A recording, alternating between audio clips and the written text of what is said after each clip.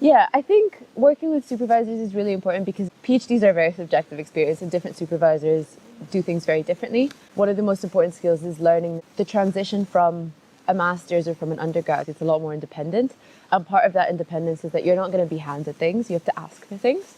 And that's a really good skill to have for future work, for a future professional experience, whether it's a corporate job or industry or something that's academic, learning that you need to go ask questions and ask for things. And so if you're at the start of the PhD, establishing a way of working between you and your supervisors, knowing how much writing they want to see, when they want to see it, how many times they'll look over things.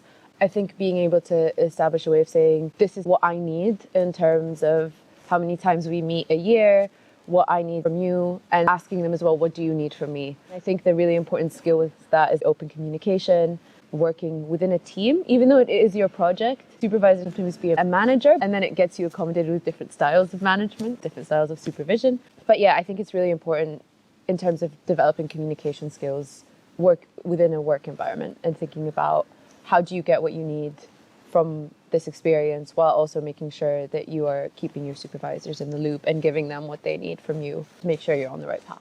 First of all, I've got to say that I'm really lucky with my supervisor. She's been super helpful because I remember one of the first meetings that we had, she was like, what kind of supervision do you need?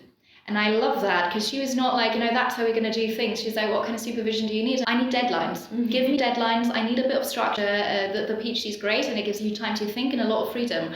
But you've got to understand, that your actions do have consequences and that you do need to meet certain goals and schedules. And she was so supportive with that, so that was great. And I do think, as you're entering in that sort of mentor-student relationship, you've got to keep in mind that in most or hopefully all cases, your supervisor's on your side. Mm-hmm. And your supervisor truly wants to support and help you. So if they ever have any critical feedback, I think it's actually good to be happy that they're critical about your work because it's the only way that you're going to grow. And if you truly manage to work together with them and try and incorporate this feedback, I do think it's a wonderful opportunity to improve the quality of your own work and also the kind of research that you're doing ultimately.